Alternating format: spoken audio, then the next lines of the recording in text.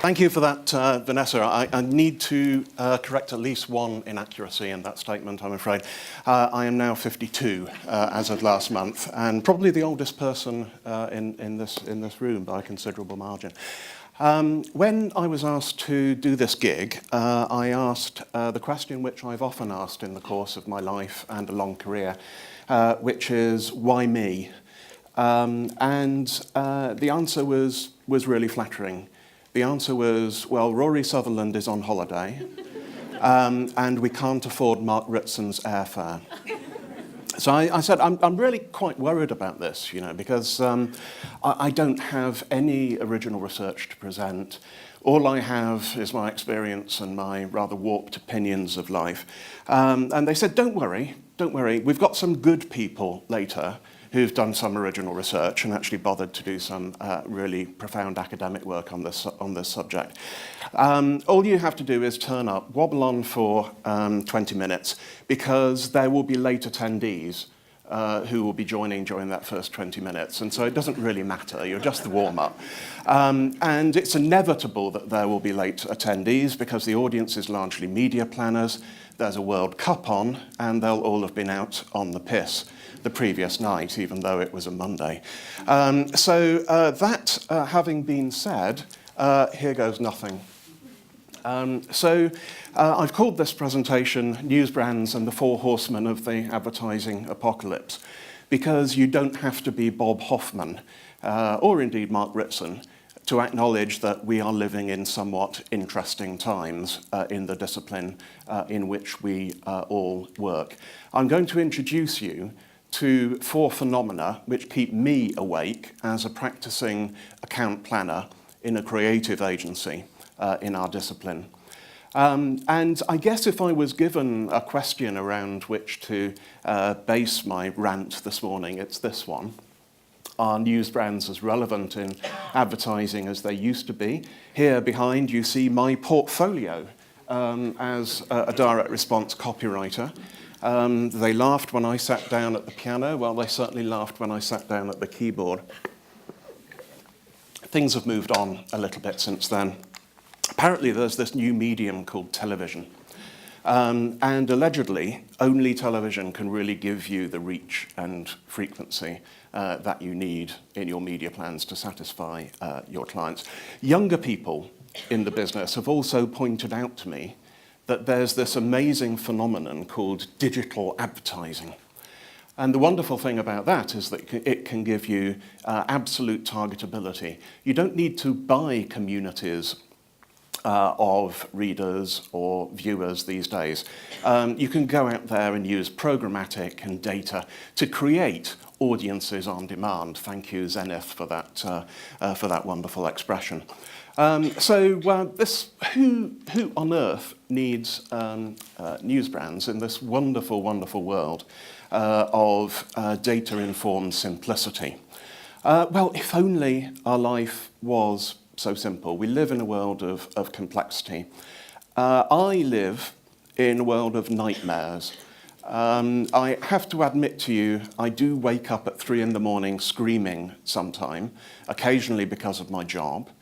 My analyst, who I'm seeing this evening, wrote to me a few weeks ago to say thank you very much.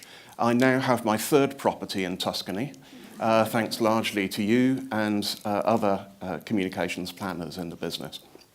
I'd like to introduce you to the four phenomena that keep me awake at night. And if I do manage to slumber fitfully for a few hours, they wake me up and cause me terrible midnight disturbances. And I call them the four horsemen of the advertising apocalypse. And we're going to go into a little bit of detail about them. But let me cover them in brief as a kind of introduction. The first is what I've called alienation nation. The fact that we live in a world of trust deficit. We thought this phenomenon was big in the 70s with Nixon and Kissinger and so on and so forth. It's even bigger now as well, we know.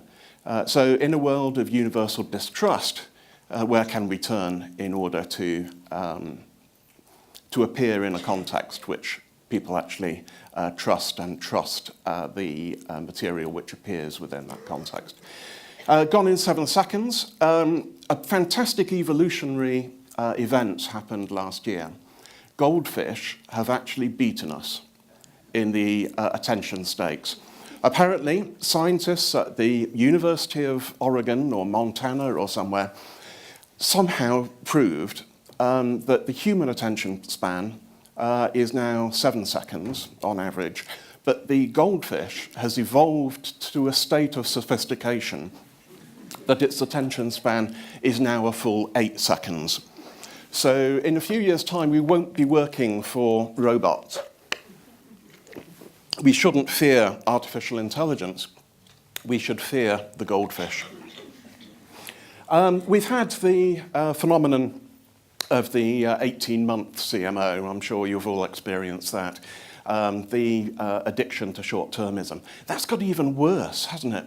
Now we have something I'll call the 90-day CMO, who demands immediate effects within not just 18 months, but 90 days. So the worship of immediate effects over long-term change has got even worse. And lastly, it's not just the goldfish, it is the rise of artificial intelligence, which for those of us with little natural intelligence seems incredibly terrifying. So I guess to cut to the chase, what I'm going to assert is that news brands alone aren't the answer. The fee they're paying me for this, which is a very round figure, isn't enough for me to claim that news brands are indeed the only answer. But as a practicing account planner, I would say that if they're not part of your answer, you really need to ask yourself why. And the research we're going to see later on today hopefully will really reinforce that assertion. So let's start with the first horseman of the advertising apocalypse, the phenomenon we've called alienation nation. This probably doesn't come as much news to you, but the world is increasingly polarized. The world is polarized politically.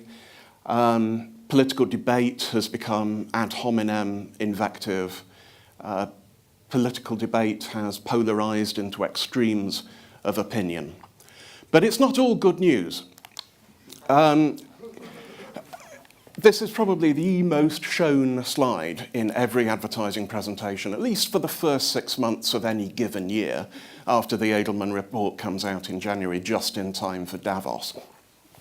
Fewer than half the UK population trust businesses, apparently, if you trust the Edelman Trust Barometer, which in itself is an interesting concept. 43% of the UK population at large, and worryingly perhaps 38% of the UK population under 30, which probably doesn't surprise those of us who work with millennials, who apparently respond to purpose. They demand purpose, which means that when I'm interviewing them, they get through about 30 seconds of the interview still wanting the job.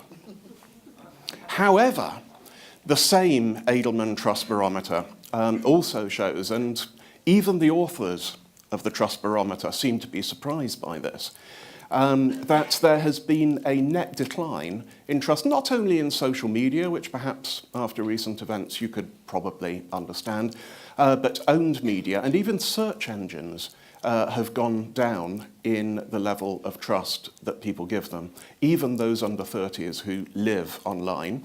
But also, traditional news media, the kind of news brands that we're talking about today, have increased in trust by 13 percentage points, which struck me as absolutely amazing. That's 2017 data versus 2016 data. So that is actually, if you think about it, before all the Facebook data shenanigans and before GDPR and so on and so forth.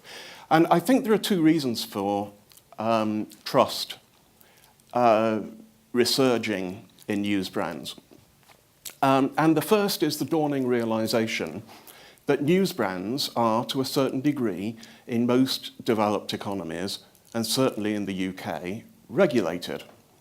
Okay, we have horrible situations like phone hacking and the Millie Dowler catastrophe a few years ago. But we have the Press Complaints Commission. The last time I looked, there isn't a cosmetics blog complaints commission. If there was, I would be standing outside their office currently complaining about that review of the latest sunscreen that I read before going on holiday. There is a National Union of Journalists. The last time I looked, there isn't a National Union of Unboxing Video Creators. But I touch on journalism because journalism isn't incredibly well paid. I used to write for Marketing Week. It's not well paid, believe you me. But so you go into journalism out of a sense of mission, rather than necessarily venal motives. And when you think about it, you have to start on trade titles, or you have to start on local press titles. And so you're not in it for the money. You're not necessarily in it for the fame. And I think we were reminded that journalism is a mission last week, when that terrible incident happened in Maryland. And the editor of the newspaper, someone asked him, what do you know about this incident? And he said, I can't say anything about this incident now because we haven't gathered the facts yet, point one. But what I will tell you about this incident is that we're going to get a damn newspaper out tomorrow. Here's a guy who used to write for quite a few news brands and got quite a bit of kudos for it. And I happen to believe that this quote, more than ever, is true. Almost because of the context in which we operate, telling the truth actually becomes shocking. The very fact that truth is told is indeed a revolutionary act. I was talking about this to one of my mentors, a wonderful account planner called Michael Elliott. Anyone here in the room remember Nicole and Cleo? No, yeah, one or two, fantastic. He won an IPA Gold for that and still dines out on it. And he said, remember that mother ad that appeared, a few weeks ago when Kentucky Fried ran out of chicken? I said, yes. When you think about it, that ad could only have appeared in a national newspaper, because when you want to write an honest, truthful letter to the great British public, it's really the only medium that will do. They use the expression journal of record for a reason. And indeed, many of you will be familiar with this case study from our own agency a few years ago, where we used truth in advertising by adopting journalistic techniques of honest reportage to convince the public very successfully that BA was recovering from its crisis around the launch of Terminal 5. Probably before a lot of you people were born. Flatter, flatter, flatter. Let's talk next about this phenomenon of gone in 7 seconds. I should really have called it the victory of the goldfish, because I think that's a much nicer phenomenon. There are lots and lots of amazing facts and figures about the diminution of people's attention span. I find perhaps the most frightening and compelling statistic is this, which comes from the American Pharmaceutical Association 5 years ago. It may have gone up since then. But that 1 in every 23 American adults have now been diagnosed with attention deficit hyperactivity disorder. That's adults, not children who are fueled by aspartame and sugar and E111 and whatever they put in soft drinks these days. Sorry, anyone from Coca-Cola here? Sorry. And of course, this is probably a chart that's in your armoury as media planners. 82% of TV viewers now second screen don't necessarily give either TV programming or online advertising or online content their full attention. But I remember, as an advertising planner, I forced myself to remember that news brands give you people's full attention. 60% of newspaper readers don't actually consume any other media at the same time as they are consuming news brand content, probably because they have chosen to engage with that content, and they are engaged with the world, which automatically makes them something of an interesting audience for you to select, an audience that is there on demand through other means. Also, 58% of magazine readers don't consume any other media at the same time. They're reading hair care reviews, and still they're not consuming any other media at the same time. And I can't prove, sorry, I'm not going to give Kahneman any more publicity. I can't prove it, but I think there's something about the quality of that attention as well. The late lamented Tom Wolfe, who did more for white suits than probably any other individual in the world, and also wrote a few really fascinating books about our modern age, said that opening the Sunday New York Times is like slipping into a welcoming warm bath. There's something he spotted about the state of mind which people enter when they are consuming content which they have chosen to engage with and very often paid to engage with. And it combines really System 2 and System 1 in a rather remarkable way, that quality of attention. So I was talking to one of the researchers who will be presenting their findings later on, and they say sometimes when we're talking about press advertising in particular, the brief to your creatives should be to write editorial, but sometimes, and very often, it should be to write a poster, which really expresses, I think, the versatility of the quality of attention which news brands can deliver advertisers.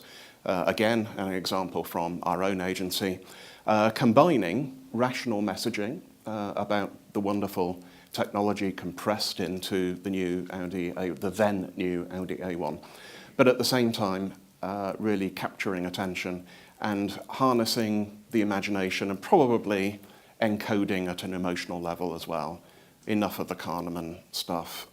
He's not paying me anymore. And again, this for the Ataxia Society of Great Britain. I only put this in here for two reasons. First of all, it was done by my old art director, Pat Comer at TBWA. And secondly, it's a bloody good ad. Absolutely fantastic, which again combines, I think, System 1 and System 2, leaves a lasting impression and communicates at almost a subliminal level, but at the same time is able to carry a very rational message. I'll hurry up because time's running away with us. I hate this book. I was a CEO for 7 weeks once, which proves you should never make a planner, unless they're a media planner, I suspect, a CEO of anything, maybe even a corner shop. So I read this book, and it terrified me. It said you need to secure early wins and build your credibility and create momentum within the first 90 days as a CEO. I thought, oh my God, that's absolutely terrible. I could barely find the office and my parking space within the first 90 days. It was absolutely terrifying. So these days, CMOs and CEOs who read that book and are driven by City and Wall Street pressure are incredibly driven to create those quick wins and those early results. And don't we know it?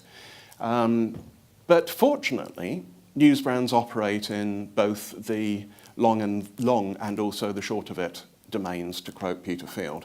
So 85% of campaigns using news brands are more likely to drive customer acquisition, a short-term effect, but also deliver that wonderful long-term effect of an increase in customer loyalty and a massive reduction in price sensitivity as well, which arguably is the first and most important function of advertising. Lastly, I'd like to touch on the rise of the machines, second only to goldfish as a threat to humanity, and certainly as a threat to intelligent media and communications planning. Vanessa has already touched on the thought that we live in an age of a persistent myth still that every impression is equal, that eyeballs were all created equal, what they consume is immaterial. Of course, the industry had a wake-up call with brand damage. I have been told not to say this, but I will. I think the first people to experience this were a Midlands-based 4x4 manufacturer, if I remember correctly, appearing on ISIS websites and ISIS YouTube streams, which was doubly ludicrous because everyone knows that ISIS used Toyota Hilux pickups. I mean, they were never going to buy something produced in the West Midlands. But the opposite is also equally true, that in reaction to brand damage, there's a danger that your content, sorry I said the word, your advertising simply appears in innocuous and vacuous contexts like cat videos and unboxing videos and things which are even worse. Flying dogs, that's my job tonight, to create a flying dog video. We also have the threat to artificial intelligence, perhaps, which is the rise of personal control over personal data, which personally I think is only a good thing for the marketing industry at large. What it represents is perhaps a threat to the notion that all eyeballs are created equal and that we can rely on data to do our media planning for us. I think the positive of it, the massive positive, is that it will put humans back into the driving seat of media planning and force us to create competitive advantage for our clients by applying human intelligence, by applying control over context in particular. And indeed, as if it needs reinforcing, that ads on news brand sites, as opposed to general run-of-network advertising, succeed in grabbing more attention, 8% more likely to be viewed than on non-news brand sites. And also the power of context, which again, people are going to touch on today very powerfully. That online magazine ads, which are placed next to relevant editorial, not ISIS videos or cat videos, but editorial relevant to the advertising message and the communication that needs to be landed, are 48% more likely to be viewed than ads placed randomly on run-of-network by a machine in a lights-out factory. So there we have it. We have 4 phenomena which keep me up at night. Alienation Nation, gone in 7 seconds, the 90-day CMO, and lastly, the rise of the machines. I'm not going to say, as I said at the start, that news brands are the answer to those 4 horsemen of the apocalypse. But if they're not part of the answer, I don't know what they are. Thanks very much.